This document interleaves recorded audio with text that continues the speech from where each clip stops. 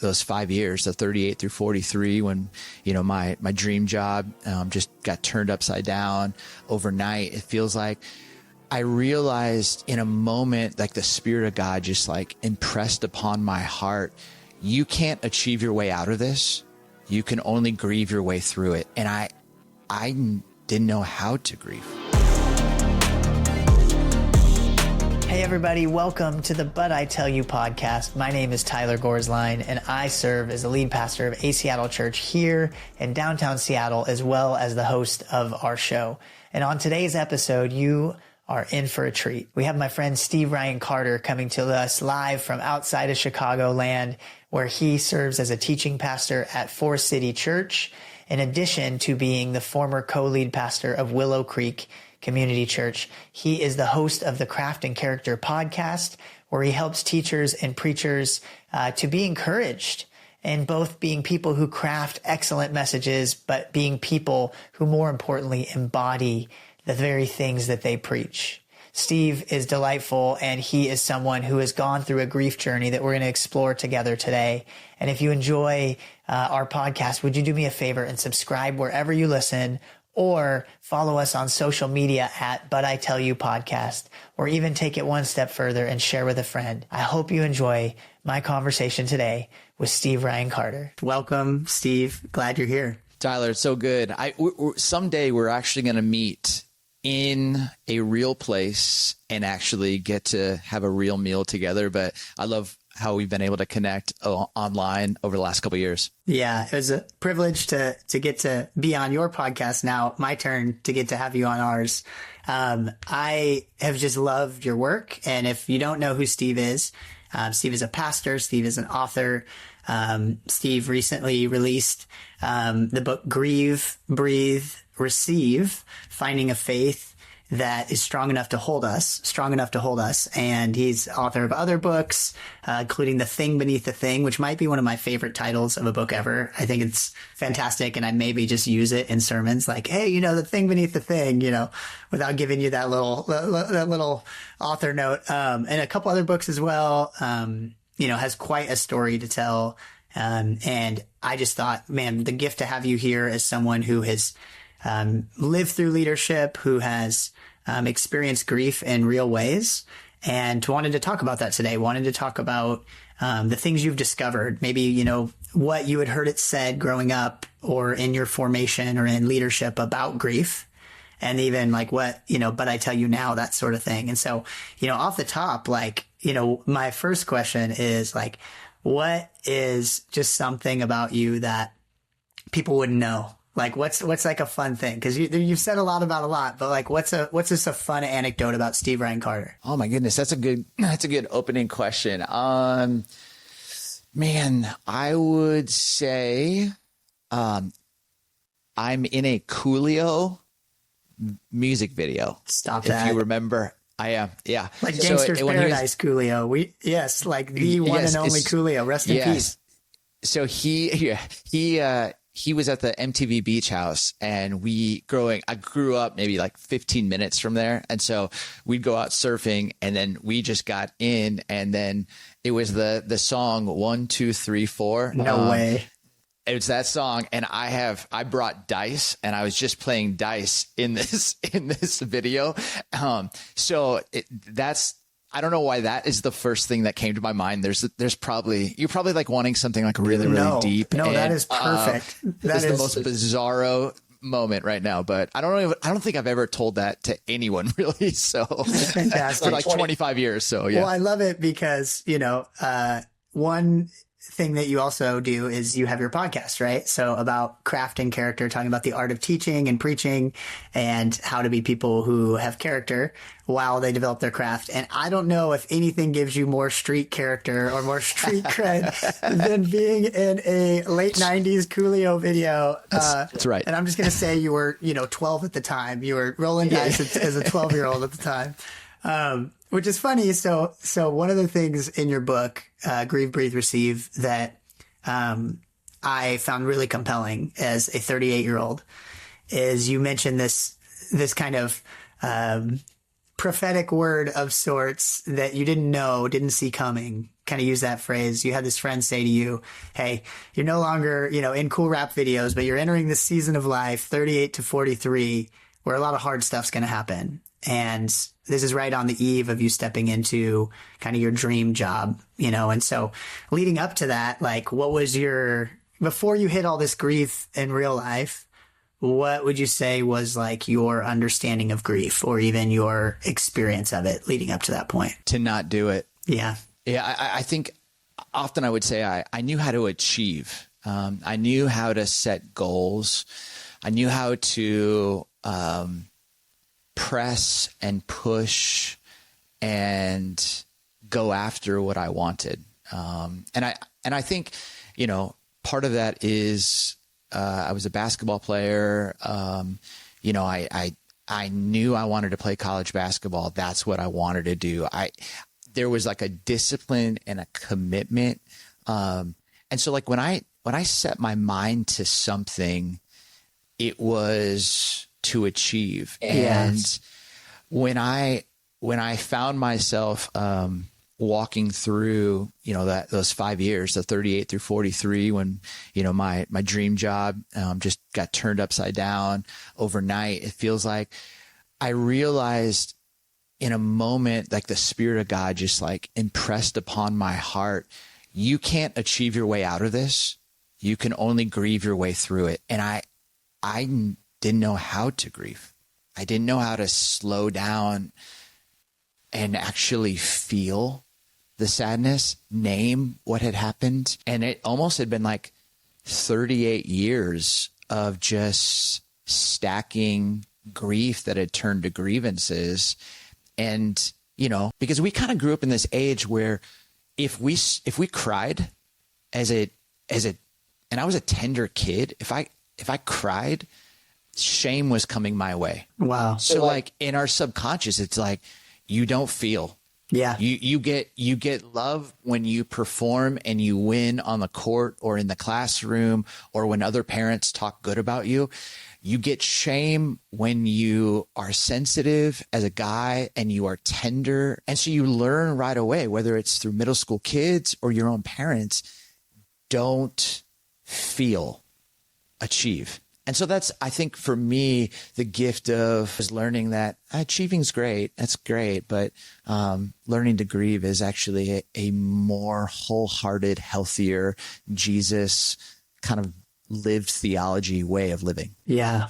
Wow. It's, it'd be unique if it were just professional, right? And I think that's what was unique, and spoiler alert for the book, but you had personal grief too, right? Outside of the walls of work. And I know how integrated it all is, but just even, it sounds like, part of the grace of God, maybe even the mercy of God, is like teaching you what you could not learn on your own or would refuse to receive as someone who is seeking to achieve all the time. And so, yeah, what would you say about even the discovery of kind of the compounding grief, not just in one situation, but in multiple all at once? Yeah, I think that, it was 2018 when I resigned from Willow Creek Community Church, and there had been allegations about my mentor, my spiritual father in many ways, that were really horrific and sad. And then 8 months later, my earthly father,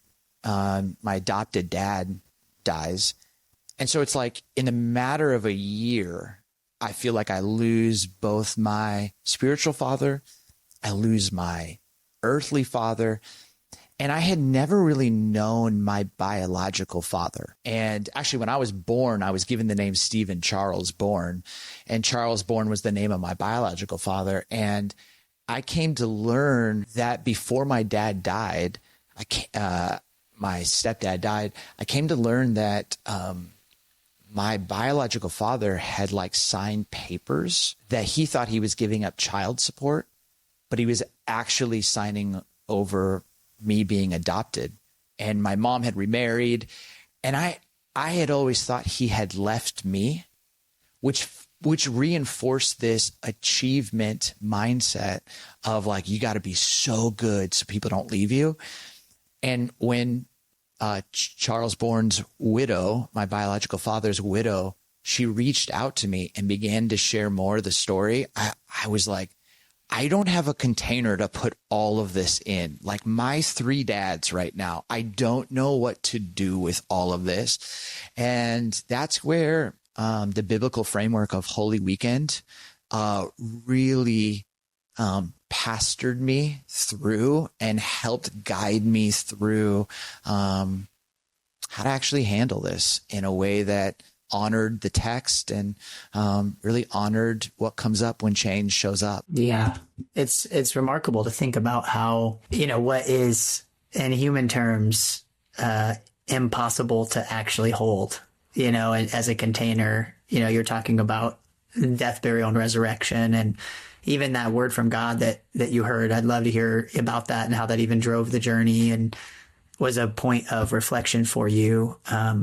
But, it's interesting even hearing you say that, like, man, whether it's the disciples grieving their lost savior or it's us having 3 father figures in your case, kind of disappear within, a short period of time or the realization of the loss, it is too big to contain or hold ourselves, it would seem. And so, yeah, tell me about that word that you received even in the midst of all this. Yeah. So I remember the day after I resigned, I went to Madison, Wisconsin with my family just because we had news cameras at our house and reporters. And so I just knew we had to get away. And so I woke up early the next morning and I just went for a walk. And, Tyler, one of the things I really appreciate about you is like you have this like heart for the Holy Spirit and formation, and you and I track and so many of these same streams. And I just found myself just asking the Lord for a word. Yeah. And I didn't hear anything. And so I'm like walking downtown Madison and I just had resigned. I don't know if a paycheck is coming. I don't know what I'm going to do. It's all like my cortisol is like pumping through my body. And I take out my journal and I like read this prayer called the Cadet's Prayer, hoping that maybe God might whisper something to me, and nothing. And finally I sit across the Capitol building and I just say, Lord, please. Yeah. And I've probably had this moment, I don't know, 15 times, but this strong impression, this like it, I'm not saying it was audible, but it felt like it just captured me. And I just heard the words grieve, breathe, receive. And I went to a coffee shop, donut shop, and I just wrote, I have to grieve what is, grieve what I thought it was going to be, grieve how key people let me down. I need to breathe in new mercies. I need to exhale all bitterness and resentment. And I need to receive what I need to learn, receive what I need to own, if anything, and receive who Christ wants me to become in spite of all of this. And I'll never just forget the kindness of the Lord, because again, being someone who needs goals, who needs a map, I felt like God gave me a map that just said, okay, here's the marching orders. You're going to grieve, breathe, receive. I didn't know what it meant. And, a few months later, I have the moment of you can't achieve your way out of this. You can only grieve through it. And I had my journal out and I felt like God said, go to the desert and wait for instructions. And because for me, I wanted to go to somewhere bigger, somewhere that I could be like, this all makes sense. This is all worth it. Like, and God was saying, no, I need you to go and actually process and wander and heal. And that actually led our family to move to Arizona, where my wife was from. And I just found myself getting really connected to the desert mothers and fathers and really rediscovering this Holy Weekend framework that really helped me on my grief journey. So many things stand out to me from what you just said. And one, you were starting to say about that kind of mix of God meeting you in the contemplative and a word from God. Listening to you, it's interesting to think about how, you're asking God, I want a word. And a lot of times, even before the situation goes down, like you're anxious and you're going, God, tell me how this is going to be. Like, tell me how it's going to be okay. And give me all the reassurance and the uncertainty. And just thinking about that phrase you use of like the mercies of God, like the steadfast mercies, never ceasing, and how unique it is that it was in the midst of it. Like, it wasn't like, hey, don't trust me, I'm going to make sure you don't have to trust me, but rather after you've trusted me and you're in it and you're going, what have I just done? What am I doing? And him really meeting you in that kind of, it's the Jesus had faith to give himself like he actually did, and trusting of the Father and the Spirit, and going off of the word there is so compelling to me. And how those mercies, are made new every morning, not just like this one word for eternity that'll be very clear to you, or going out into a desert where it's barren and strange and weird. You had this line that I heard you say recently about, walking in the desert, or even Eugene Peterson, every theology has a geography, but it made me go, like, you sound like a runner, like in terms of not just like avoiding grief, growing up, or avoiding it like at all costs, like just achieve, but even in general, like someone who is a high speed leader, who is an accomplisher, an achiever, and yet you're having to not just go into a new terrain, but learn how to walk slowly in it. And just curious about that, like the crazy shift of pace that I think many leaders are terrified of, which is like, if I were to leave my life in this, or I were to not be in my position, or not have influence, or not have control, would I die? Like if I had to go to the desert and actually walk with God there, would I die? And the fear and the grief, the fear of that grief. Do you have any thoughts, anything you'd share on that? Well, I think that I talk about how like 38 to 43 is 5 of the most difficult years in a person's life. And I think in many ways it's because you're getting to the tail end of first half of life energy and ambition. And oftentimes what's really, really difficult for women and men is I'm not as far along as I thought I would be financially. My energy is starting to go down. I thought I would be at a certain place. Certain desires are different. You experience a typical loss of a parent or a loved one, usually like oftentimes in those 5 years. And then you're moving into the second half of life. And I think for many men, you see midlife crises happen. And so in some ways I found myself going, oh my goodness, like this is affecting me on an identity level, because the way that people would talk about me is, hey, I'm really excited Steve Carter's here. He's the former lead teaching pastor at Willow Creek Community Church. Like, my best days are behind me. Yeah. I also don't have like a day-to-day job. So I remember when a Home Depot guy was coming to deliver a new washer and dryer to our townhome that we were renting. And I was home on a Tuesday or Wednesday in the morning. And I felt this like pressure to share with this guy. I do work. Like almost so to prove my existence. Yeah, exactly. Like I was like, what is going on? So you had this identity piece.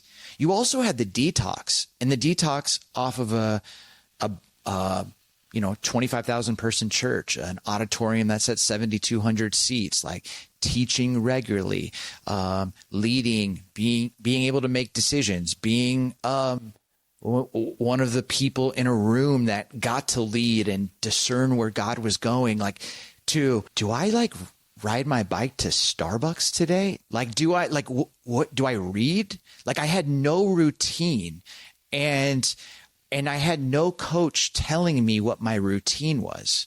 Whereas this is the meeting you need to be at. This is what you have to do. The elders need you here. Like, it was, I'm having to create that. And that was really tricky. I think the other piece was, to your point, going slow seemed like death.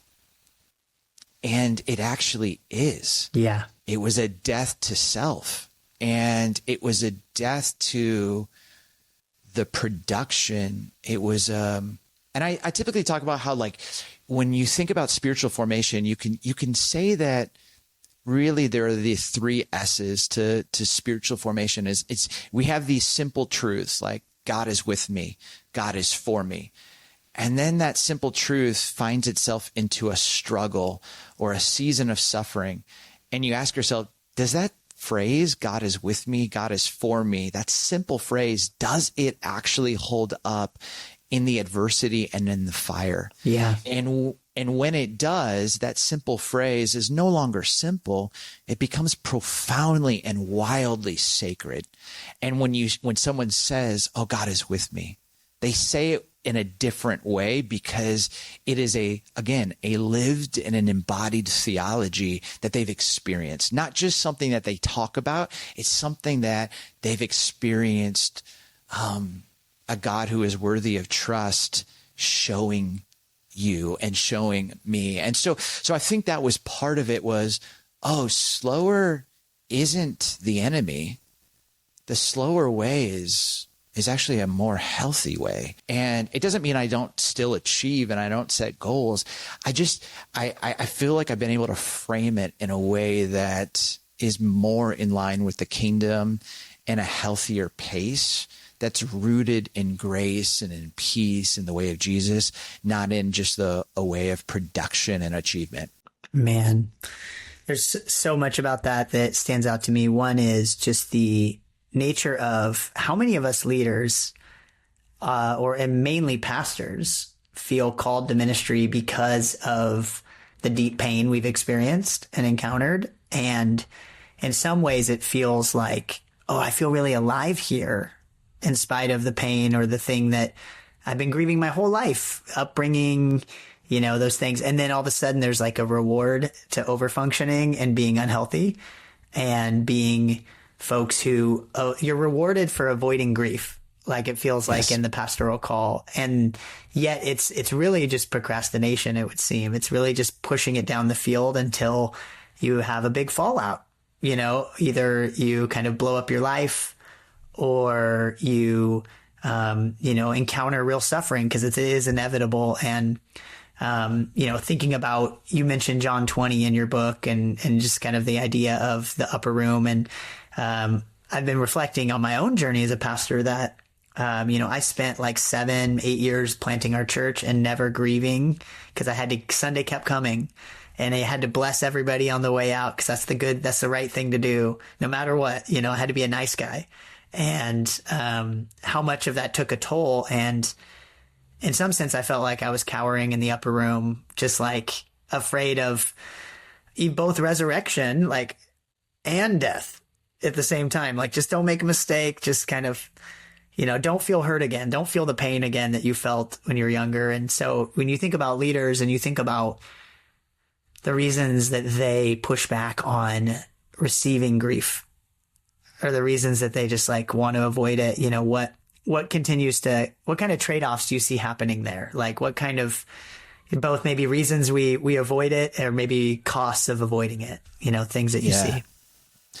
I think that I had to ask myself, why for the last 20 years have I done counseling on Monday mornings at 11 a.m., and I realized, I do this because for me, it gives me the most amount of time to open myself up and put it all back in a box before Sunday. Before the next Sunday. Yeah. And it was like this in my subconscious. I thought, that just makes sense. But then I realized this is why I've been doing this, which I think leads to the next piece is I think for many of us, we have this illusion of control. And we feel like we want to protect ourselves as leaders to never be surprised and to never be out of control. And when we actually have to lean into grief, we're afraid of where those feelings and that sadness is going to take us far out of our control with Sunday coming. And so I think we end up just not choosing that posture.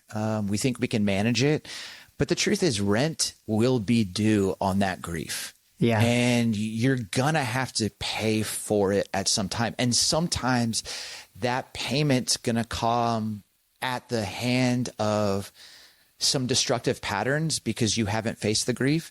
And you now have to really pick up a bunch of collateral damage. The other is like, sometimes it's just, you're not like safe as an employee, as a boss.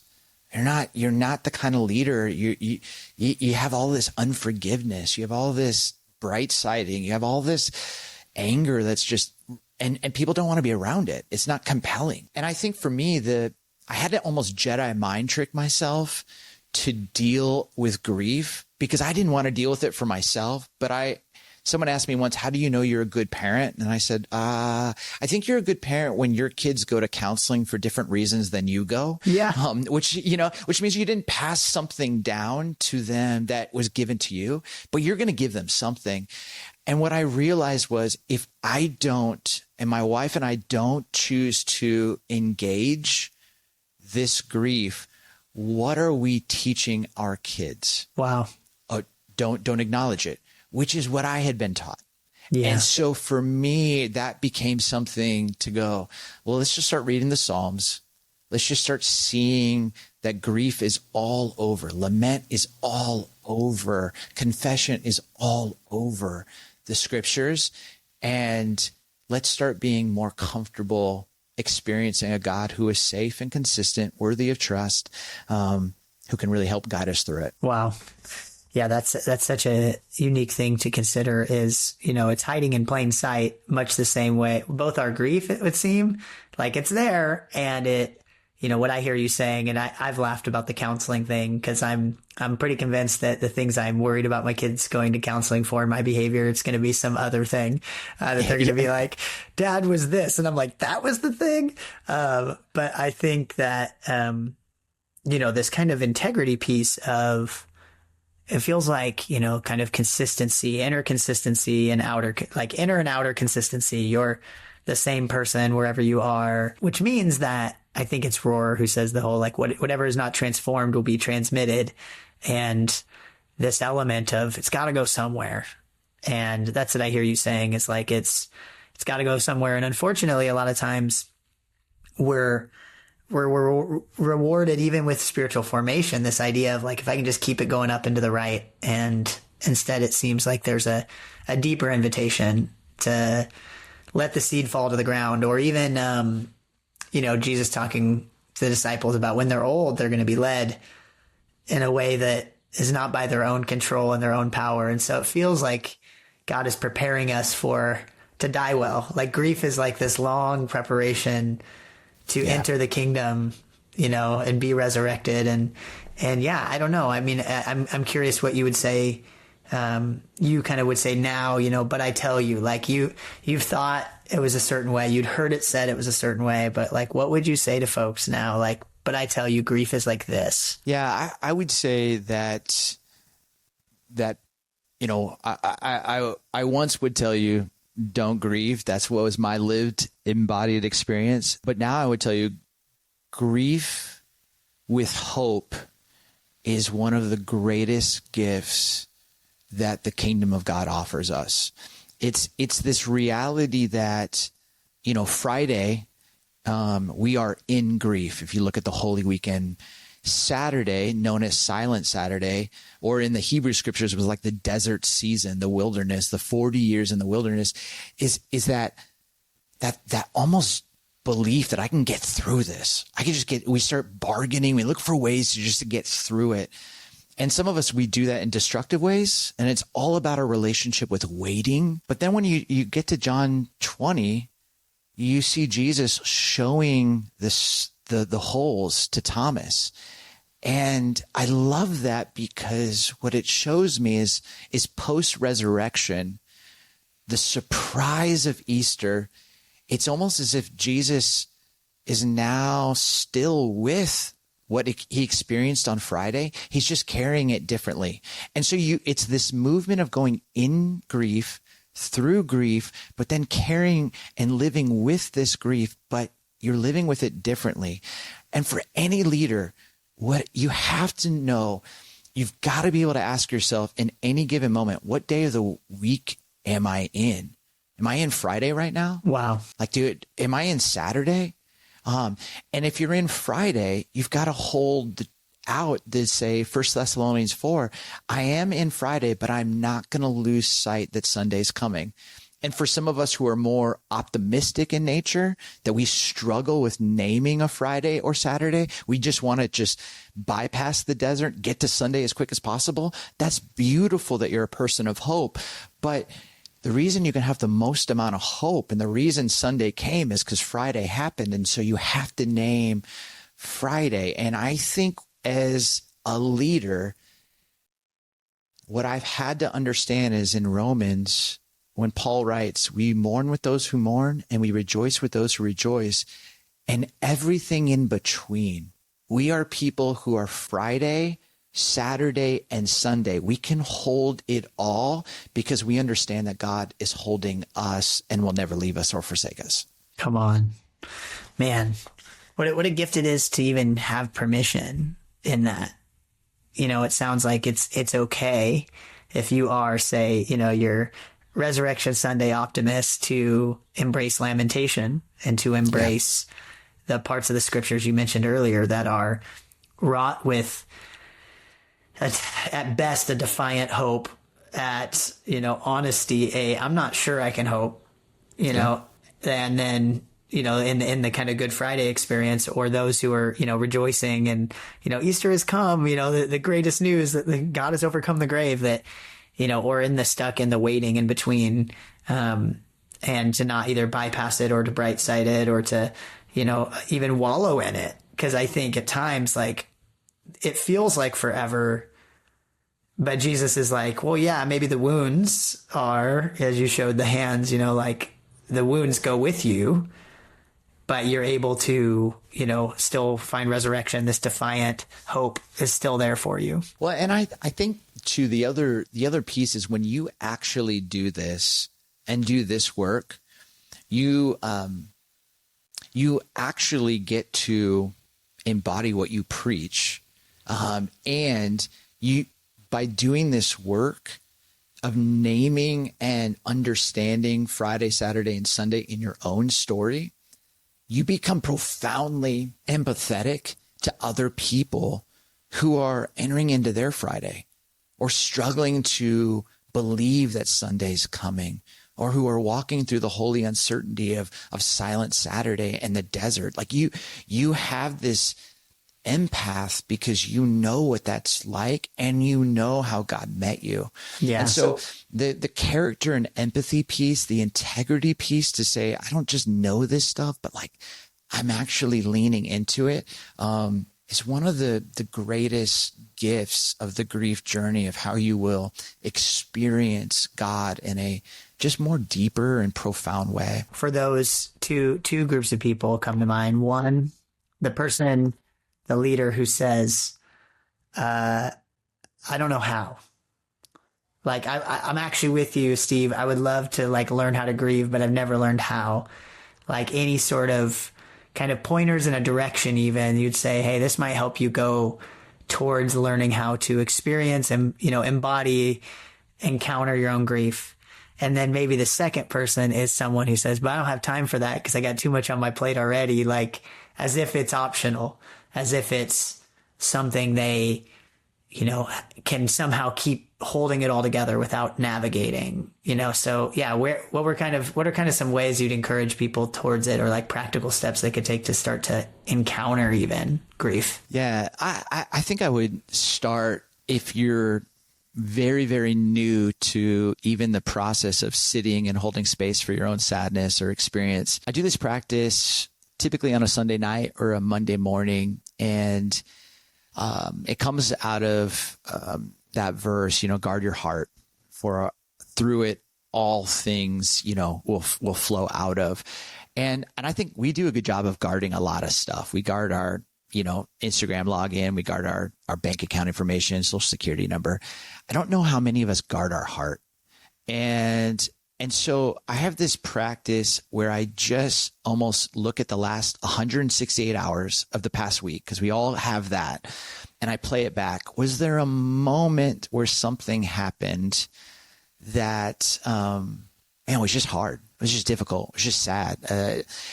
and I just kind of like watch the game tape. I just like replay it, maybe journal about it. So you just start by playing it back. Just look at a moment from the past week, maybe a meeting, maybe a conversation with your wife or your husband or your kids. And then I start to play it out. And I imagine Jesus in this moment, because you're going to probably be in a similar situation again. I imagine Jesus almost just saying, all right, how do we handle this in a way that where we have the same mindset of Christ? How do you handle this in a way that you literally can have this lived theology that's like more grounded in a cruciform life? What would it look like for you to handle that differently? And I just write about that because I know someday I'm going to be in that situation again. So I play it back. I play it out. Third, I play it honest. And part of that honesty is most of us leaders, we're moving so fast. We have a hard time like actually connecting to the feelings that we are having. So how are you doing? Good. What's going great? It's the mission of the church, the vision. We're up into the right, giving's good. But we don't necessarily know how to like talk about what's happening with us. To play it honest means I can name what is happening and stirring in my heart. And then lastly, play it smart. And play it smart means just if I got to guard my heart, part of it is what am I doing to pour good life, soul-filling, wholehearted, restorative energy into that heart. And I have to look at my schedule and go, okay, what do I have in the coming week that's going to be just for my heart? It's just for my heart, mind, body, and soul. So that's been one little practice. If you're new to it, I'd say that. Second is ask your spouse and ask maybe two close friends who've known you for a while and just ask you, hey, is there anything in my life that you think I'm avoiding? Wow. You ask your spouse that question, and she or he hopefully will give you just a clue that maybe that will just give you a chance to make space sometime, maybe Sabbath morning or a Monday morning or just a walk, just to walk with the Lord, or a trusted counselor or a mentor, that just to bring that before. But I would just go slow, as we were talking before. For many of us, we don't have the muscle of the spiritual muscle to lean into grief. And I think sometimes if we just try to open that wound, it can be so overwhelming. So be kind to yourself, be wise, but be intentional, and recognize you can't do it alone. You're going to need some good people in your life. So yeah, a practice and maybe a question to ask. It's beautiful. And then if you had anybody that was saying, hey, there's just not, I can't, I got too much on my plate, would you just say, well, then that means you need to do it? That's like exactly, or in that kindness and in that, invitation to say, hey, maybe you're flooded with cortisol and deadlines and expectations and, just perceptions. But I tell you from experience, or from, what I've learned interviewing leaders about how they maintain character, what would you say? Man, I think if you actually looked at every leader that has fallen, they probably gave you a similar answer. Yeah. I don't have time. And you have to understand that I think pace contributes to destructive patterns. When you are at a unhealthy pace and capacity, and that's just now going to create pressure that you have to maintain. That is, and you're redlining. And in that red line, it's only so long that you're going to be able to go where you don't either burn out or emotionally lose it, or physically choose some unhealthy escape. And so I think you have to ask yourself, do you think that you are actually wiser and more capable than any of the leaders who have fallen? And this really gets to, is it your success that's leading the way? Or do you want your character to lead the way? My buddy, Sean Marshall is a pastor at Salem Baptist with Dr. Charlie Dates. He says, man, I don't want people just to learn how to preach well. I want people to finish well. Yeah. And I think that is at the heart of, man, at the end of the day, I just want to be a man of integrity and character for my kids, for my congregation. And I don't want, I've had to really wrestle this down to the ground. I'm not saying it's easy, but I had to really wrestle my own ambition, and I had to really wrestle my own pace down to the ground to say, at the end of the day, who do I want to be? Like, so what that you gained the whole world, but you lost your soul? Like, so what that you preached to all of these places and you built 2 more campuses, but your kids don't want to be around you? So what? Like, at the end of the day, and I think we've kind of, many of us in our 30s and 40s and maybe even early 50s, I think we were taught, well, the good outweighs just some of the difficulty that you're going to have to go through. The good outweighs that you're doing outweighs the pain that you're bringing to your family. The good outweighs the pain you're bringing to your staff. And I'm just here to tell you, it's not. It's really not. And it's not the Jesus way. Can I tell you one other random story? I am loving this. So please. Oh, okay. So, in 2017, I had the chance to go to the Vatican to meet Pope Francis, and I got invited. It was really, really great. And the night before, we met with his social media director, which is just awesome to me. And this guy is like a Catholic historian. And so we're having this amazing meal, and he says, hey, do any of you have questions about Catholicism and about the Vatican? And there's a group of us, and no one asks a question, and I'm dumb enough to ask like, one. Somebody's got to, we can't leave them hanging. I'll find something to be curious about. So I'm like, hey, and this is before I knew anything of what was happening at Willow. This was just because of a show on Showtime. But I said, hey, I feel like you've had some really well-known and thoughtful, theologically sound popes, and you've also had some popes that weren't really, really great. How do you tell your story where you don't try to dismiss or forget or move on from the Pope Borgias, who bought the role, who had kids, who were just not a version of what you would want from a spiritual leader? And I'll never forget this, Tyler. He says this. He goes, no, we don't. But what most people don't understand is that out of every bad pope that we've had, a new order was created. So out of Pope Borgia, the Jesuit order was created.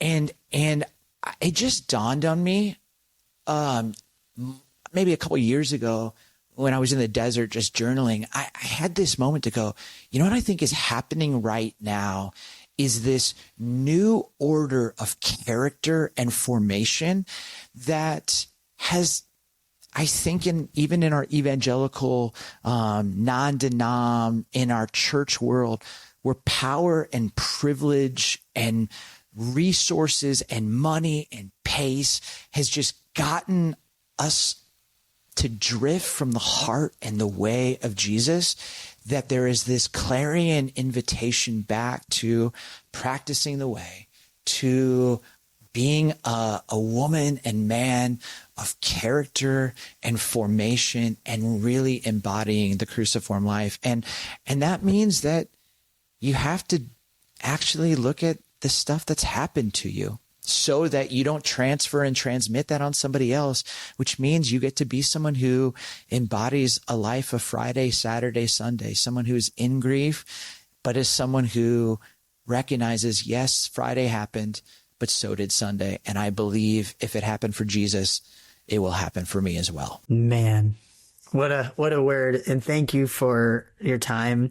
I just, with that, say, I listening to you there, just feel like there's the seed falls to the ground, and yet the gates of hell won't prevail. And God is determined to set us free, it seems, through grief, and through resurrected life on the other side of it. That he's determined to be the author and finisher of our faith, and that's a joy set before him. And so, it's a joy for me to have had you on the podcast, to get to do what you do for all your guests, which is just say what a blessing you are and your ministry. And you're such an encourager. And I know that myself and whomever is going to get to listen to this is going to be so encouraged by a more beautiful vision for following Jesus as a leader and walking with him through grief and in grief and out of grief and all of that, Friday to Sunday experience in a good, healthy way. So